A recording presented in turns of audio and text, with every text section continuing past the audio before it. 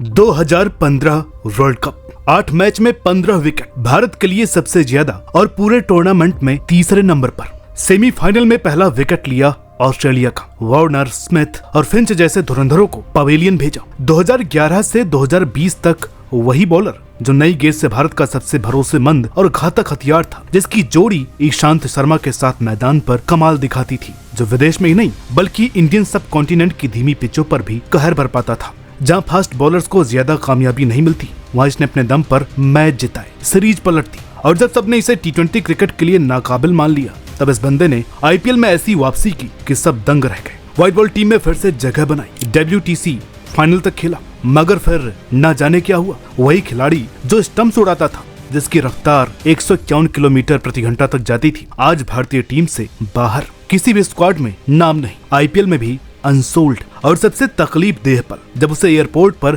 बैसाखियों के सहारे लड़खड़ाते हुए चलते देखा गया। लोग अनदेखा कर देते हैं, बहुतों को तो पता भी नहीं कि उमेश यादव कौन है और ये क्या कहर बरपाया करते थे। 151 की रफ्तार से गेंदबाजी करने वाला बॉलर आज 125, 130 की रफ्तार पर सिमट कर रह गया। तो आखिर ऐसा क्या हुआ? भारतीय टीम का इतना अहम हिस्सा गुमनामी के अंधेरे में कैसे खो गया? जानेंगे ड्रामेटिक डाउनफॉल के इस नए एपिसोड में। अगर आप उमेश यादव के करियर को गौर से देखें तो ये सफर 3 फेज में बटा नजर आता है। Phase 1, the rise. कहानी शुरू होती है महाराष्ट्र के एक छोटे से कस्बे से। एक लोअर मिडिल क्लास फैमिली का लड़का, नेचुरल फास्ट बॉलर, बहुत मेहनती, बेहद तेज और दिल में सिर्फ एक ही सपना, इंडिया के लिए खेलना। देखिए, अगर आप उमेश यादव की बायोग्राफी वीडियो देखना चाहते हैं तो हमारे चैनल नर टीवी पर आ चुकी है, आप उसे वहां से देख सकते हैं। गली क्रिकेट से डिस्ट्रिक्ट लेवल, फिर क्लब क्रिकेट और फर्स्ट क्लास क्रिकेट तक का सफर। सालों की मेहनत का इनाम मिला 2010 में, जब उन्होंने वनडे डेब्यू किया, और 2011 में टेस्ट डेब्यू। आते ही छा गए 150 प्लस किलोमीटर की रफ्तार, जिसने फैंस को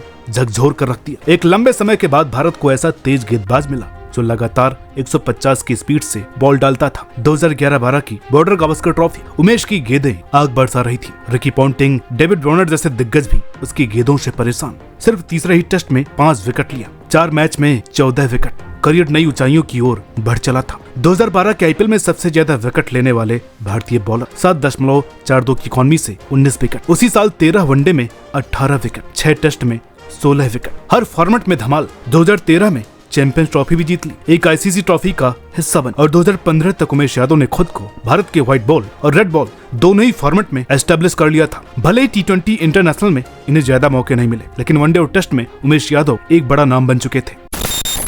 पर सच ये भी था कि इनमें कंसिस्टेंसी की कमी थी। कभी उतने खतरनाक हो जाते कि बैट्समैन को सांस लेना मुश्किल हो जाए, और अगले स्पेल में दिशाहीन गेंदबाजी, बेवजह की पिटाई, इसलिए कभी कभी रन भी बहुत खाते थे। इकॉनमी महंगी हो जाती थी, लेकिन वो स्ट्राइकर बॉलर थे, बड़े विकेट निकालते थे। और फिर आया वो दौर जब उमेश की पीक दिखी। पीक और वर्ल्ड कप हीरोज आंकड़े उठा करके देख लीजिए। 10 मैच 17 विकेट, शानदार इकॉनमी, 22 का औसत। और फिर 2015 का वर्ल्ड कप, 8 मैच में 18 विकेट, जहां मिचेल स्टार्क और ट्रेंट बोल्ट जैसे गेंदबाज हेडलाइंस में थे। उमेश भी टॉप 3 विकेट टेकर में शामिल थे। इनकी दहशत चोट पर थी, लेकिन अफसोस उन्हें इतनी तारीफ नहीं मिली जितनी मिलनी चाहिए थी, क्योंकि ये बंदा जो किसी अमीर क्रिकेट एकेडमी से नहीं निकला था। ये तो वो खिलाड़ी था जिसने 20 साल की उम्र में पहली बार लेदर बॉल पकड़ी, जिसके पास स्पाइक्स तक नहीं थे और पता भी नहीं था कि वो होते क्या है। आज के समय में जहां 13 से 17 साल के लड़के IPL खेल जाते हैं, ये लड़का तब टीम इंडिया का फ्रंटलाइन पेसर बन गया था। ये अपने आप में एक मिसाल थी। 2015 वर्ल्ड कप सेमीफाइनल का वो पल, पूरी टीम एक तरफ, उमेश भाई एक तरफ। कोई भी ऑस्ट्रेलिया के टॉप ऑर्डर को हिला नहीं पा रहा था, लेकिन उमेश ने अकेले वार्नर, स्मिथ और फिंच को आउट कर दिया। डेथ ओवर्स में शेन वॉटसन को क्लीन बोल्ड भी किया, भारत को वापसी का मौका दिलाया। हाँ, टीम उस मैच को जीत नहीं पाई, लेकिन उमेश ने पूरी कोशिश की, कोई कसर नहीं छोड़ी। 2017 तक सब कुछ ठीक ठाक चल रहा था। उमेश यादव टीम का हिस्सा थे, विकेट भी ले रहे थे, लेकिन फिर भारतीय क्रिकेट में 2 नामों का उभार हुआ, जसप्रीत बुमराह और भुवनेश्वर कुमार। दोनों ही गेंदबाज इतने किफायती कि रन दिए बिना विकेट झटक लेते थे, और उधर उमेश, उनसे रन तो निकल ही जाते थे। धीरे धीरे व्हाइट बॉल क्रिकेट में उमेश पहली पसंद नहीं रहे। टीम ने उनके अल्टरनेटिव्स ढूंढ लिए थे। 2018 की इंग्लैंड सीरीज में उमेश ने आखिरी वनडे खेला, उसके बाद फिर कभी वनडे टीम में नहीं चुने गए। लेकिन मुश्किलें सिर्फ यहीं तक सीमित नहीं रही, अब डाउनफॉल टेस्ट क्रिकेट में भी आने लगा। जो उमेश कभी रिवर्स स्विंग में मास्टर थे, वही आज अपना लैक होने लगे। उनका बॉलिंग एवरेज 35 तक पहुंच गया। उधर बुमराह टेस्ट क्रिकेट में नई ऊंचाइयों को छू रहे थे, रेड बॉल से गजब का कमाल कर रहे थे। ईशांत शर्मा भी समय समय पर शानदार प्रदर्शन कर रहे थे। मोहम्मद शमी तो पहले से ही फायर पर थे। भुवनेश्वर कुमार को टेस्ट में इंजरीज ने परेशान जरूर किया, लेकिन बाकी के तीनों फास्ट बॉलर उमेश पर भारी पड़ने लगे, और धीरे धीरे न व्हाइट बॉल में जगह रही, न रेड बॉल में। मौके कम होते गए और कभी न लौटने वाले बन गए।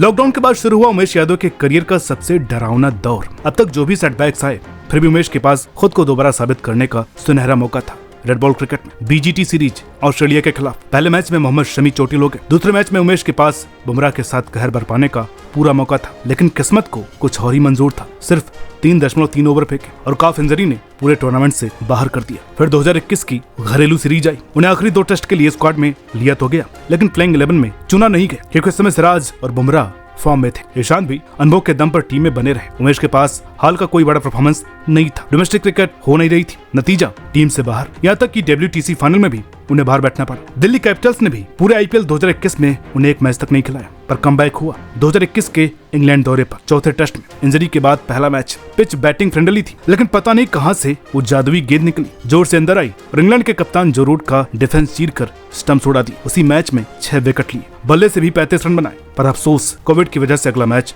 पोस्टपोन हो गया। 2022 में IPL में KKR के लिए खेलते हुए ये छा गए। पहले मैच के पहले ओवर में विकेट, कुल 12 मैच में 16 विकेट और इकॉनमी सिर्फ 7 की। और फिर सबको लगा कि अब सब पटरी पर आ गया है, लेकिन यहीं से शुरू हुआ असली नाइटमेयर। 2021 में उमेश ने मजाक में कहा था, मैं लकी हूँ कि मुझे ज्यादा इंजरीज नहीं हुई। फास्ट बॉलर को अगर इंजरी होती है तो वो स्ट्रगल करने लगता है, करियर छोटा हो जाता है। शायद किस्मत को ये मंजूर नहीं था। 2022 में काउंटी क्रिकेट खेलते हुए इंजर्ड हुए, NCA में रिहैब के लिए गए। सरप्राइजिंगली उन्हें ऑस्ट्रेलिया के खिलाफ T20 खेलने का मौका मिला। 2023 में WTC फाइनल में भी अश्विन को ड्रॉप करके इन्हें खिलाया गया, लेकिन उसके बाद वेस्टइंडीज के खिलाफ सीरीज के लिए उनका नाम टीम में नहीं आया। BCCI ने स्टेटमेंट दिया, दरवाजा बंद नहीं हुआ, इन्हें हैमस्ट्रिंग इंजरी हुई है। इसके बाद Ranji trophy, Syed Mushtaq Ali trophy, IPL जब भी मौके मिले उमेश मैदान पर उतरे, पर इंजरीज ने पीछा नहीं छोड़ा। अक्टूबर 2024 में रणजी ट्रॉफी के मैच में हील इंजरी हो गई, 1 महीने का रेस्ट। और फिर सबसे बड़ा झटका, IPL 2025 ऑक्शन से ठीक एक दिन पहले सईद मुश्ताक अली ट्रॉफी में ओडिशा के खिलाफ मैच खेल रहे थे। राइट लेग में क्वाड्रिसेप्स स्ट्रेन हो गया,